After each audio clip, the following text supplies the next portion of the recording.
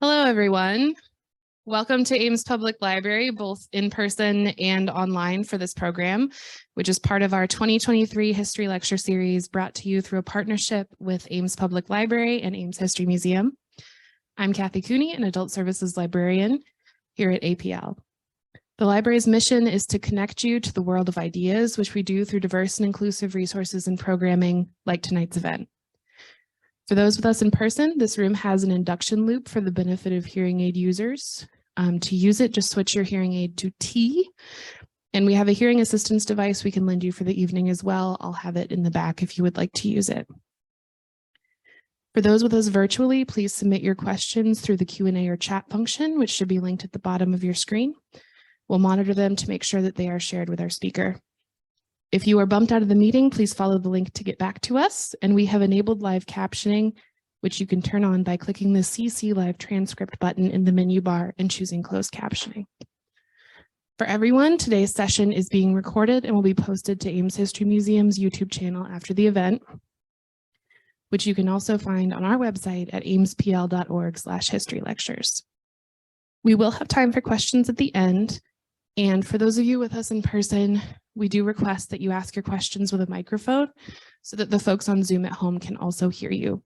And there will be a couple of us running around with the microphone, so just be patient, please. And with that, I'm going to turn it over to Savannah from Ames History Museum to introduce this evening's speaker. Hello, everyone. As Kathy mentioned, I'm Savannah Johnson, Office Assistant at Ames History Museum. I would also like to welcome you all to our lecture series program tonight, and hello to everyone watching online. We are so happy to have this great partnership with Ames Public Library and to be able to provide the lecture series in this hybrid format. Be sure to pick up one of these cards over on the table with the dates for the remaining lectures in this series. Ames History Museum is supported by memberships and donations. We do have membership brochures with us tonight if anyone is interested in learning more. I wanted to mention also our current feature exhibit at the museum, Ames in Art, features unique original artwork from AHM's collection. Stop by to see this exhibit if you have not already. And as always, you can check out our website, ameshistory.org, for more information about current exhibits and upcoming events. Now, I would like to introduce our speaker for this evening. Kathy Svec is a longtime volunteer with the Ames History Museum and currently serves as the newsletter editor and member of the Capital Campaign Cabinet. She has given this program on notable women for several community groups, and tonight presents an updated version with additional stories. Please join me in welcoming Kathy.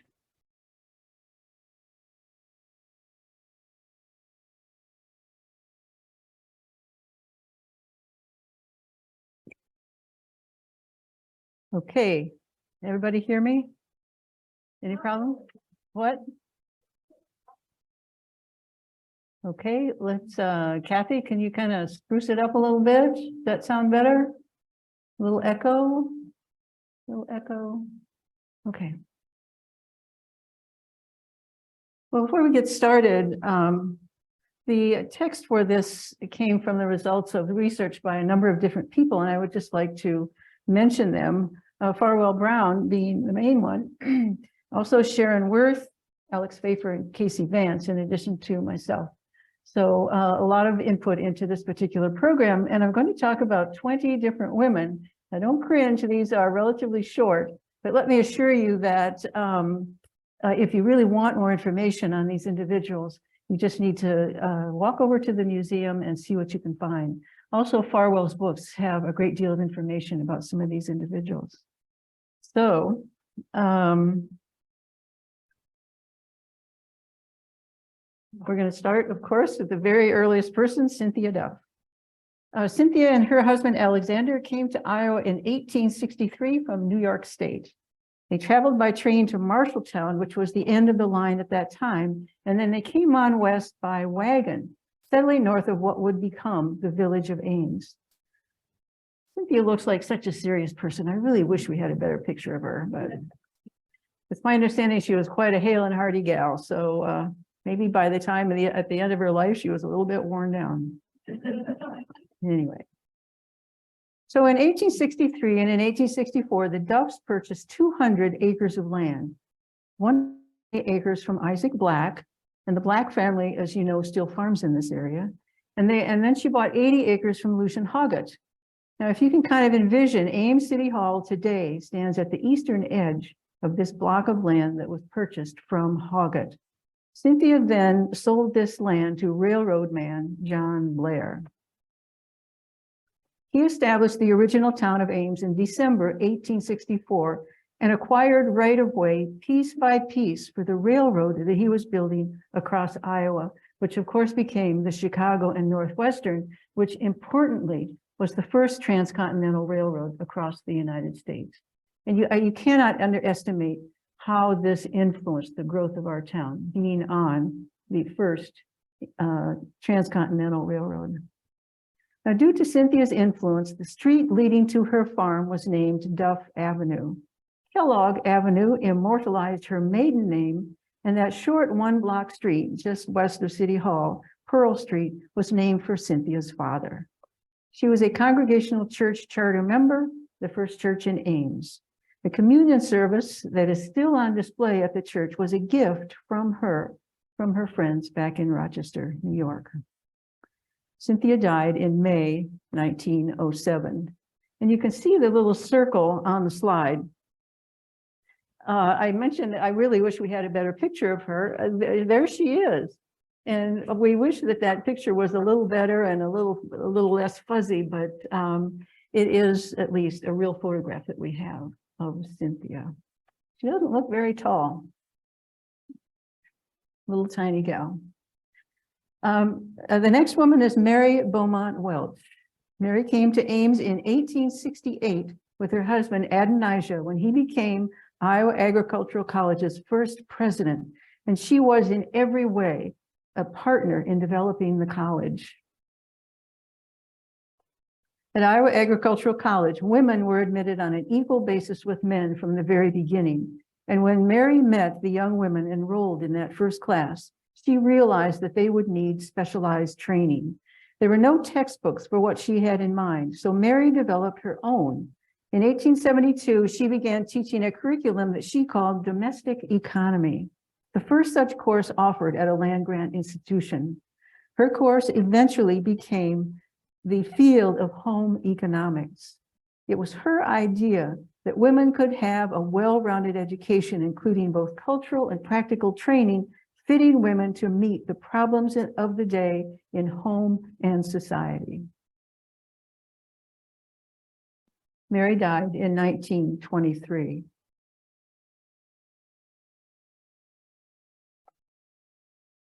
Mary Victoria Young Greeley. Now, Mary and Wallace Greeley came to Ames in 1866, just 2 years after Ames was established. They came with a nest egg of $3,200. Just imagine that in 1866, over $3,000. This was Wallace's carefully saved pay from 4 years in the Union Army. They farmed south of Ames in the area that is now Green Hills and moved to town in 1876. Wallace founded the Union Bank in 1881, named for his beloved Union Army. In 1882,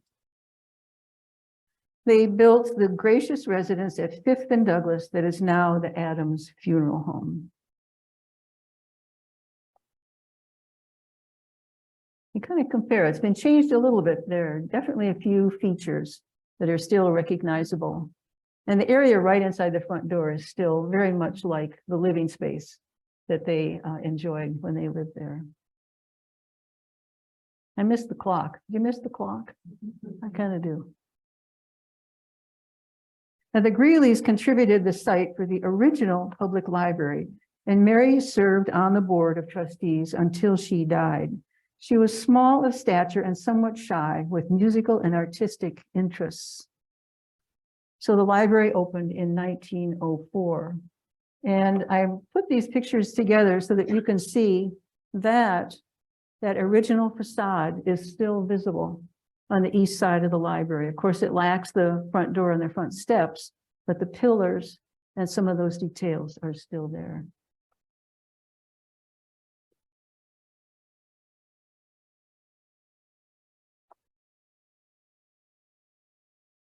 When Mary died in 1914, Wallace was determined that Ames would have a hospital. His lasting gift to the city in 1916 is the hospital that bears her name. And wouldn't Wallace and Mary be amazed at today's Mary Greeley Medical Center? That original building disappeared with the addition constructed in 1999. And so if you look at this building, it is here surrounded by the very expanded hospital. And then, as I said, in 1999, the very last remnants of that original building were taken down. Now, Wallace's bank, the Union Bank, still also exists today, many, many mergers later, as U.S. Bank down at the west end of Main Street.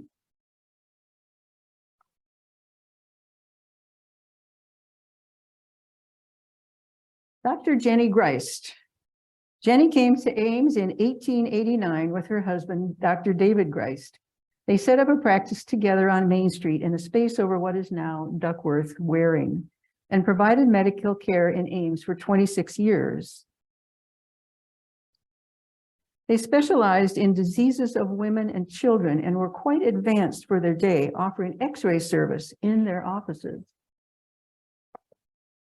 It was uncommon for women to obtain the MD degree at the time the Griest set up their practice, but it is probable that the husband-wife team made it possible for her to succeed.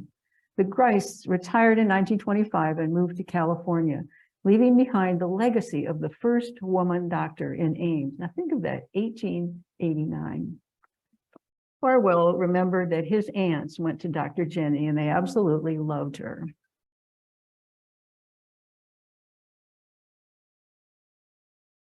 Rowena Stevens was an 1873 Ames High School graduate who taught school for 3 years before marrying the influential local lawyer John L. Stevens in 1876. He was a lawyer, became a district attorney, and later a judge. The couple had 6 children and lived on the southeast corner of 9th and Douglas, where the Old Town Park stands today. In 1892, she was president of the Equal Rights Society of Ames. In 1893, Rowena and John moved to Boone, where she was president of the Boone Suffrage Club. In 1908 in Boone, she organized the first women's suffrage parade in America, and the only one ever held in Iowa, featuring around 200 supporters. Rowena was a woman of great intellectual ability, and she encouraged her daughters to go to college.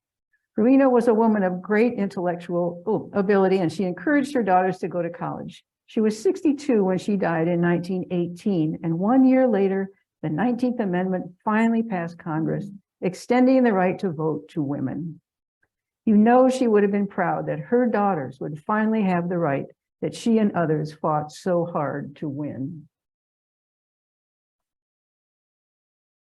Did any of you attend the reenactment of the parade? There was a more recent reenactment of that route. Who was there? Oh, very good.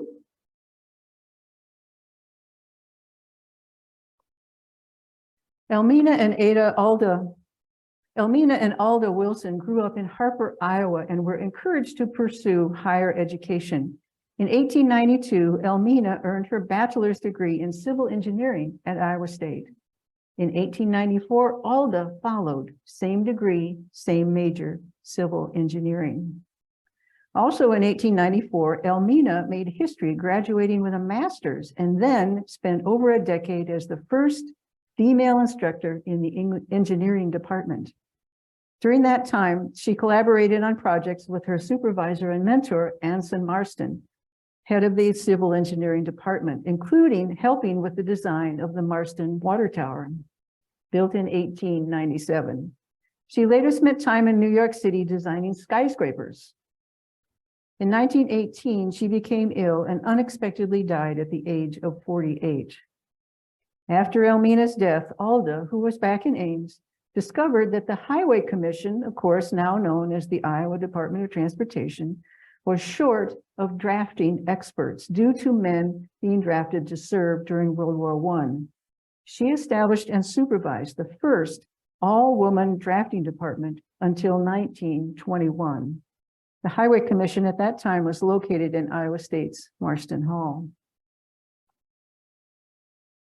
Up in the upper right-hand corner is the listing of the women who served in the Highway Commission's drafting department. Now, prior to 1922, housing for single faculty women in Ames was very inadequate. A group of faculty women pooled funds for construction of the Cranford Apartments located at Lincoln Way and Stanton Avenue, and Alda was appointed the superintendent of construction. The name Cranford likely came from an early 1900s play about a fictional town, Cranford, where a strong community of women thrived. Yay. Go, Alda. After striking up a friendship with fellow alumna and women's rights leader Carrie Chapman Catt, Alda became Catt's personal secretary and housemate. After Catt's death in 1947, Alda donated all of her suffrage materials to the Library of Congress. Wilson died in July 1960 in Chicago. I'm so glad that the Cranfords survived all the redevelopment in Campustown. And it is being nominated for the Historic Register. And that is down in Des Moines right now, and I hope will be named, confirmed soon. Julia Laughlin, a memorable feature of the Ames train depot during World War I was its woman station master, Julia Laughlin. She was 56 when she was appointed in 1917, the widow of a 30-year veteran conductor for the Chicago and Northwestern Line. Her 20-year experience of traveling with her husband gave her extensive knowledge of railroad operations. I love this picture. There's Julia wearing pants. Yeah, go Julia. With her commanding manner and strong voice, Station Master Laughlin directed passengers to the correct trains, gave the all-clear signal for departures, and handled many problems in the bustling depot. In 1924, the railroad announced that she would be laid off, a decision the Chamber of Commerce promptly renegotiated. Julia remained at the Ames Depot until sometime in the late 1920s and was the only woman station master in the whole country. Cool. So this is the depot from two angles. This was taken from the south and this one from the north. And there was a lunchroom in the original depot. It was down at this end. And this is a very rare picture of what that lunchroom looked like on the inside of the depot.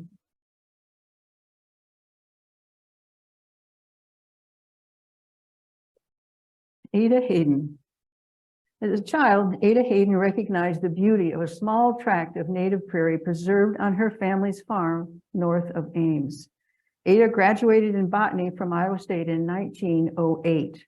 Further degrees were taken at Washington University in St. Louis and the Universities of Colorado and Chicago before returning to Ames for her PhD, the first woman to obtain that degree at Iowa State.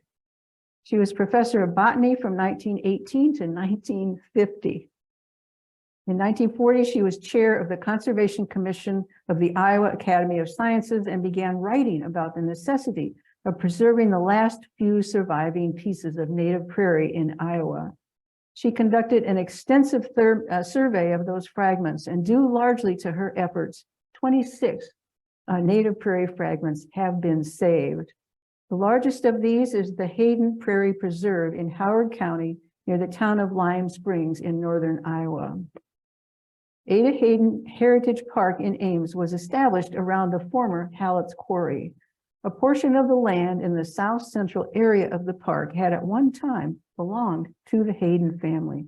And as a child, Ada had roamed extensively in the area, gaining an appreciation for native flora.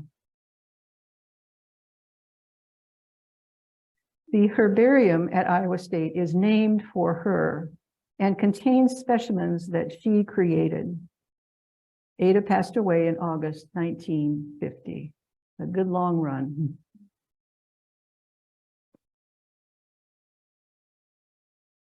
Winifred Children. In 1904, Winifred Children became the first professionally trained director of physical education for women at Iowa State. Winifred was Farwell Brown's aunt. She was educated at Mount Holyoke College in Massachusetts and traveled in England and France to observe physical education programs. Her department offered hockey, basketball, tennis, swimming, archery, and golf, among others. She served on national physical education committees where she was a pioneer in advocating competitive sports for women. You may know at the time, the prevailing attitude was that women were much too fragile to participate in organized sports. In 1915, she organized the Girls Athletics Club, the first competitive sports organization at Iowa State. In 1925, she began campaigning for a woman's gym. 16 years later, she finally saw one dedicated in 1925 to 1941. The building that is the south unit today of today's Forker building. She retired in 1944, giving 40 years to enriching the lives of young women at Iowa State. And we think she'd be very proud of ISU's women athletes. Winifred died in 1948. There's a much longer story about getting that money out of the state legislature. And I recommend Farwell's first book if you'd really like to dig more into that. Nita Snook grew up in Ames and learned to fly in 1917 when the onset of World War I stimulated an interest in training pilots. She schooled in Davenport and went to the Curtis Flying School in Newport News, Virginia. Civilian flyers were grounded during World War I, and none of the military branches were accepting women flyers. So she took a job as an expediter in 1918, flying planes from a Canadian manufacturer to their customers. After the war, Nita brought a wrecked Canuck plane home to Ames and rebuilt it in her backyard on Wilson Avenue. Nita was the first licensed woman pilot of record in Iowa and the first to be admitted to the Aero Club of Iowa. In 1920, she shipped her plane to California, where she became a flight instructor. One of her students was none other than Amelia Earhart, a story told in Nita's autobiography. So there's another book to pursue. She died in 1991 at the grand age of 95. I guess flying is good for your health.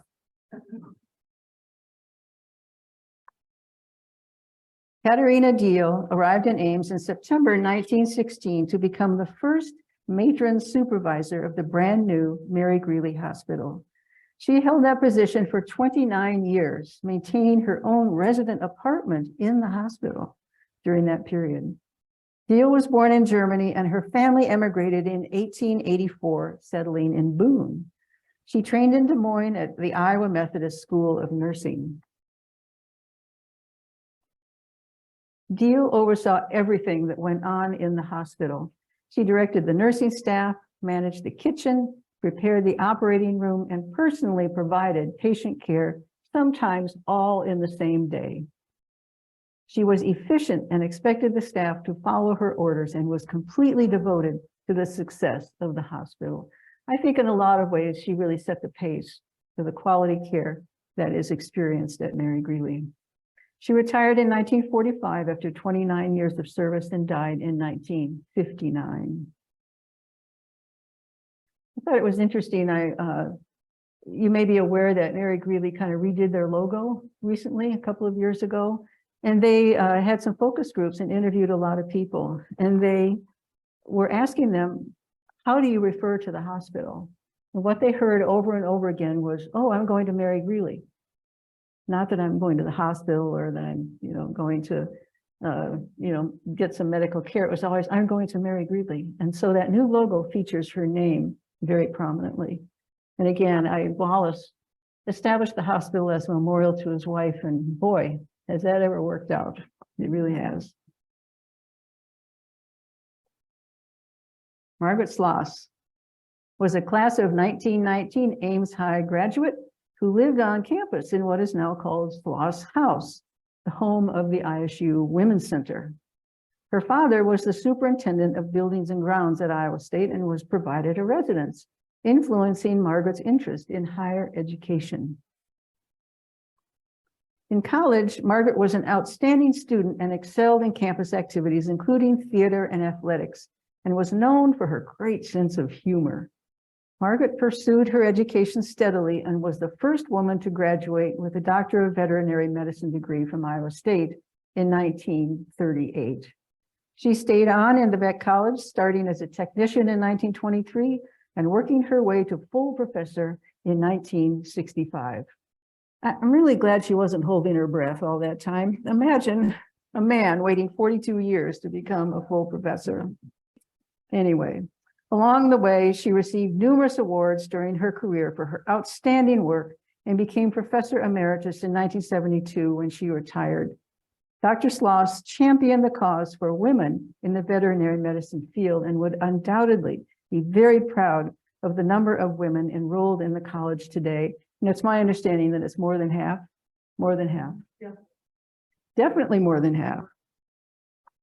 Excellent. Margaret would be so pleased.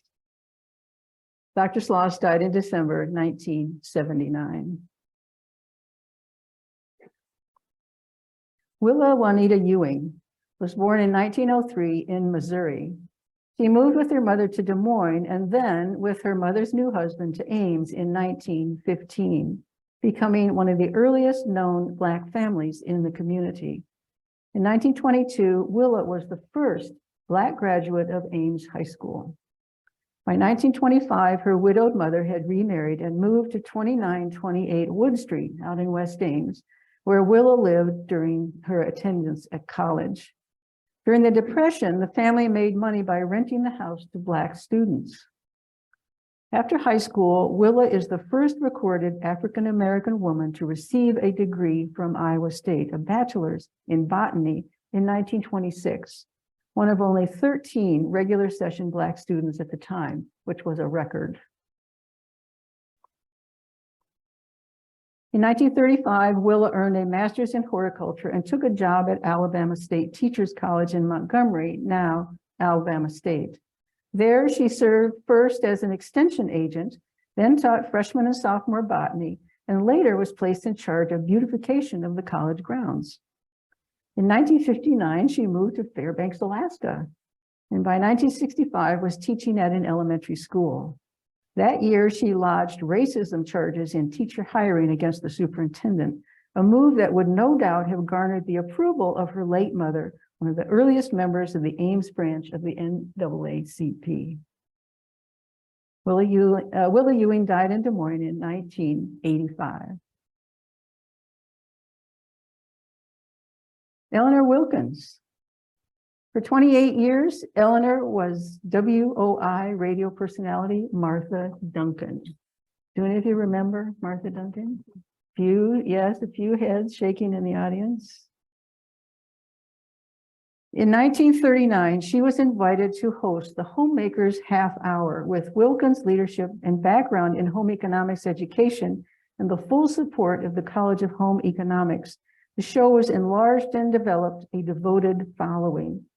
It was the earliest women's radio program in the Midwest. She also introduced the Women's Forum, a discussion of current events and politics, as well as the book club, which was made more famous by announcer Doug Brown. In 1950, Eleanor and Martha made the transition to television on WOI. It was estimated that she conducted 30,000 interviews during her years on the air. That's a lot of talk. It was estimated that she retired in 1966 and was so closely identified with her on-air persona that both the name Martha Duncan and her show, Homemaker's Half Hour, were retired at the same time. Eleanor died in January 1975.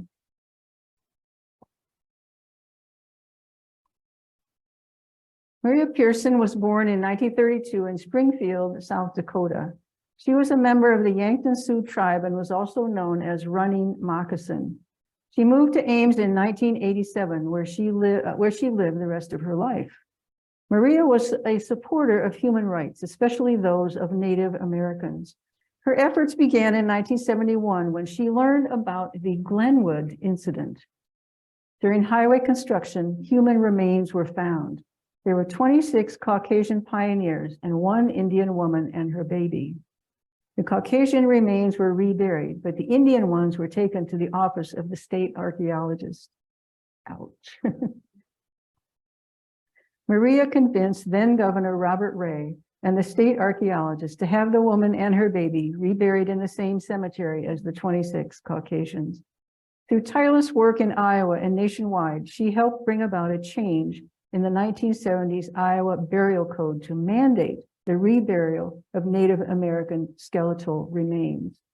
This later played a huge part in the federal Native American Graves Protection and Repatriation Act of 1990.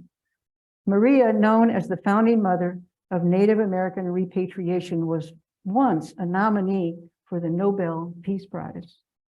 She died in 2003. Helen LeBaron Hilton is truly legendary at Iowa State. During her 23-year tenure as Dean of the College of Home Economics from 1952 to 75, she established an international reputation for herself and Iowa State's program for home economics education. She was a soft-spoken woman with firm convictions and opinions that were truly respected. She was internationally recognized for her work with advocacy programs for children, families, and women. Presidents Eisenhower and Kennedy appointed her to national committees, and she also lent her leadership skills to local and state causes. She served on several state-level boards and was the first woman to be elected to the Ames City Council in 1965. The notable council accomplishments during her term were converting the railroad switchyard south of Main Street to parking, very big deal, and purchasing the Homewood Golf Course. LeBaron did not run for re-election in 1965, but her term opened the door for Lee Fellinger's election to city government. In 1970, at the age of 60, she married James H. Hilton, the retired Iowa State president. In 1975, when LeBaron relinquished her administrative duties, the southwest addition to McKay Hall was renamed in her honor. In 1983, Helen LeBaron Hilton was inducted into the Iowa Women's Hall of Fame. She died in 1993. Did some of you know Helen in the audience? You shaking heads there? Lee Fellinger was born, educated, and worked for a period of time in Burlington, Iowa. From 1944 to 45, she worked at the University of Chicago and at MIT on the Manhattan Project. At the war's end, she was named an American Man of Science for her work. You go, Lee. In 1947, she moved to the newly established Pamela Court for married students while her husband got his degree. In 1958, she got her mathematics degree from Iowa State and taught in the math department for 2 years, and then was a computer programmer for ISU's Atomic Energy Commission. From 1968 to 72, she served as Ward 2's city council person and was involved with establishing the first bike path, encouraging Sunstrand, of course, now Danfoss, to locate in Ames. They bought the depot for city offices. They extended 13th Street to Ontario. It's hard to think that 13th Street did not go all the way through, but she was involved with doing that. And she was also involved with remodeling the Lincoln Way and Grand intersection and expanding the water plant. So lots of important work during her term. In 1975, She was elected the first woman mayor of Ames, serving 2 terms, 1975 to 79. During a National League of Cities convention, she was featured on a Sunday magazine cover with 9 other women mayors. During that time, city offices had outgrown City Hall at 5th and Kellogg, and council chambers were moved to a space at Pearl Street and Main near Aunt Maud's. I think that building is now the Zafrano and White Law Office. Ames grew to the southwest, including Gateway and Green Hills, and a water conservation ordinance was passed during a long drought. Lee also foresaw the conversion of Hallett's Quarry to recreation. Lee died in 1998.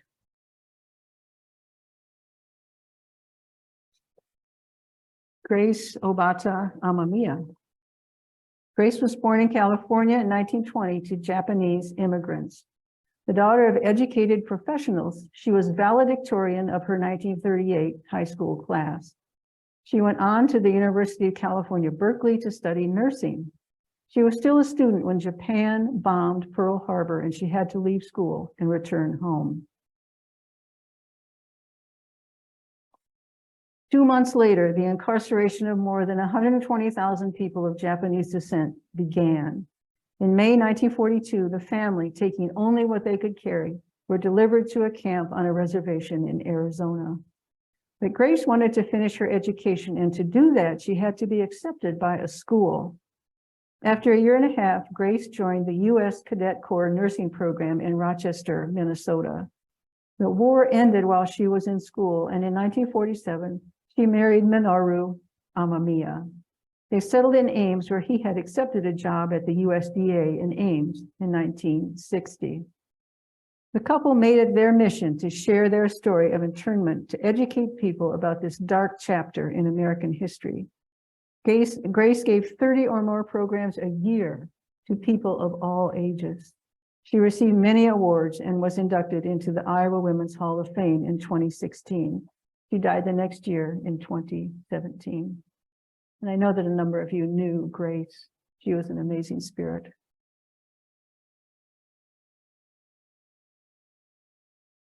Miyoko Kato Thomas. Miyoko Kato was born in Japan in 1943. She spent her life in dance as a student, professional, instructor, choreographer, and coach. Miyoko received extensive training at Tokyo's Takebana Ballet School and joined the Asami Maki Ballet Company, becoming a first-ranked dancer. She further trained at New York City's American School of Ballet, the Center for Dance at the time. She was the first Japanese-born ballet dancer to work professionally in the United States. In 1964, she joined the New York Metropolitan Opera Ballet, and in 1965 joined the Harkness Ballet Company and was promoted to soloist in 1969. In 1974, she joined the Joffrey Ballet. She performed at the White House for President Johnson in 1965 and toured Europe, the Middle East, North Africa, and the United States. She performed leading roles in classical ballets and in styles ranging from contemporary to modern to ballet to jazz. She worked with choreographers including Jerome Robbins, Agnes DeMille, Alvin Ailey, Twyla Tharp, and Robert Joffrey. In 1971, Miyoko married Ames native and fellow dancer Robert Thomas. Robert began his dance career with Ames' own Ann Dirksen, whose studio was on Main Street. In 1978, after retiring from active performing, Robert and Miyoko established the Dance Center in Ames, taking over a studio that at one time had been his teacher's, Ann Dirksen. In 1981, they instituted Ames' long-running Christmas ballet tradition, the Nutcracker. In more than 40 years of dance instruction, the school, with Miyoko and Robert as artistic directors, has encouraged talent and trained over 10,000 young dancers in all types of dance, including the award-winning Dance Center dancers.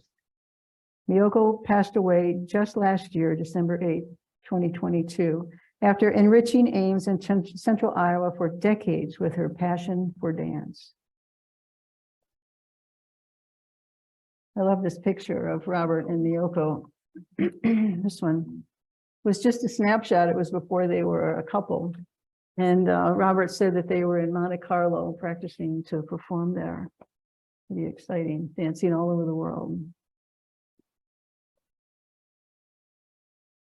Now, speaking of notable women, and I know some of you heard this if you were sitting in on the annual meeting, but as part of the capital campaign to renovate and expand the Ames History Museum, the Luminary Women initiative has been established. It aims to recognize women who have had an impact on the Ames community through volunteer efforts, behind the scenes work, and the gift of their time and talents, expecting no recognition. These women have contributed substantially to the quality of life in Ames over the decades by serving as mentors, coaches, volunteers, and caring neighbors. Their efforts are largely unrecorded, and the Luminary Women Initiative seeks to change that. Donors contributing to the museum campaign at the $5,000 level or above may supply a photo information about the woman to be honored. The name will be displayed at the base of the Pantorium skylight in the reading and research room, and the information will be included in a database on the museum's website. There is a place on the website to make a donation, or you can certainly call the museum to ask for more information. But I like the idea of those names being well lit by the sun. That concludes my talk, and I'll be glad to take some questions, but as Kathy said, wait for the microphone.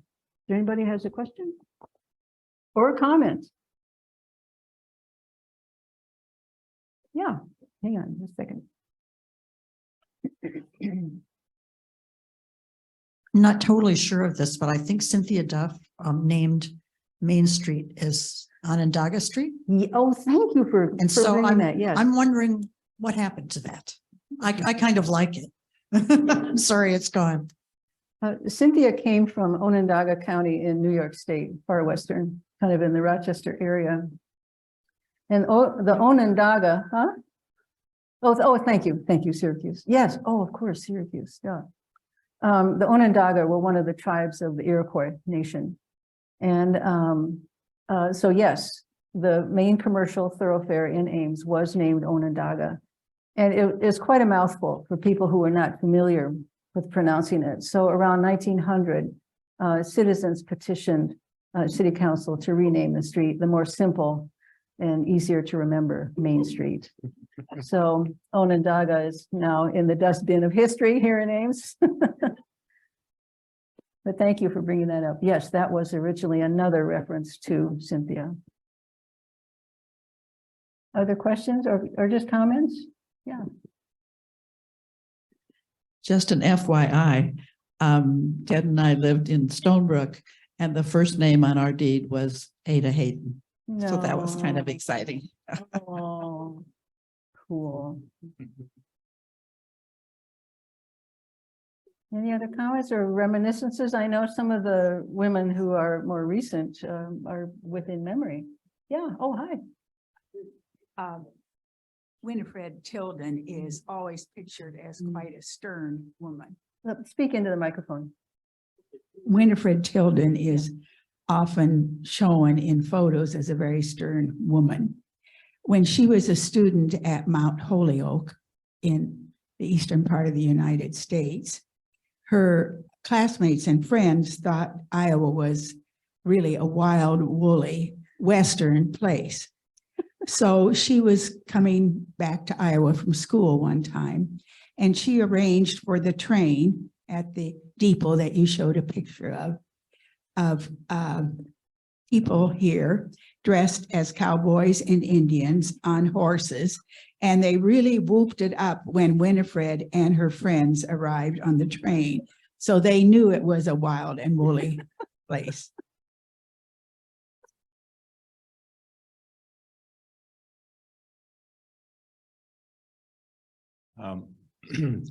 My name's Alan Atherley, and I wanted to add a little story associated with Grace Hanamias. My son happened to live across the street from her, and he had a motorcycle. And she said to him that her lifelong dream was to ride a motorcycle.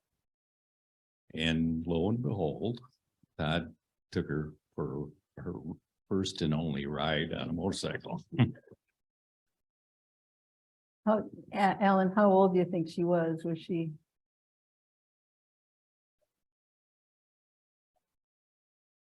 Years ago.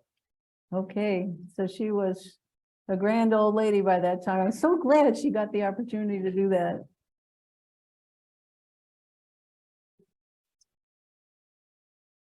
This is kind of like in the comment on community lore or something, but Helen Hilton, I got to know her later in life and stuff, but the story is that, you know, she married later in life and married James Hilton. Well, she had been a shopper at Yonkers for many years and had a credit card. And when she got married, she went to Yonkers to change her name.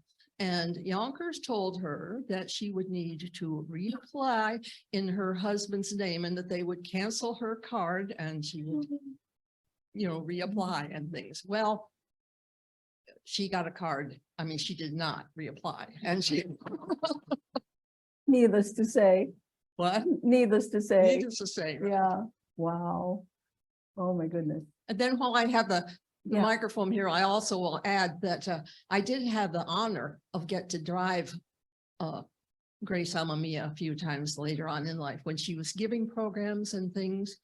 And her objective always was so, she said, I want people to know that I'm not angry, that I don't have resentment, but I want people to know history and know what happened. You know, I'm sure that some of you heard her programs, and you might remember that she actually created a little model of the camp to take and show. So it was very, very visual aid to drive home her point. Yeah. I was interested in the women in veterinary medicine. Yeah. Our daughter graduated from Iowa State in veterinary medicine about in 90. She's now the dean at University of Minnesota College of Veterinary Medicine. Wow. And she sent me a letter that she had found of a young woman who had applied, who had written a letter to the dean of the veterinary school at Iowa State. I think it was in the 50s, asking for an application. And the response she got was, no, we don't accept women because they'll, you know, get married and have babies and won't be veterinarians. And I'm going to ask her for that letter so we can find out who the dean was. And today she says at the University of Minnesota, 80% of the students are female. 80%. So Wow. that has really gone crazy. Yeah. Wow. You know, I wonder if another thing besides women just getting married and having babies and dropping out of the profession, I wonder if they felt like they were not, you know, strong enough, you know, not virile enough to handle animals. Throw a horse around. Yeah, yeah, yeah. Well, yeah, there's the same rationale that Win Tilden heard about women participating in athletics, you know, too fragile. Too fragile. Other comments, questions, memories? Seeing none, I thank you very much and hope to see you on March 29th.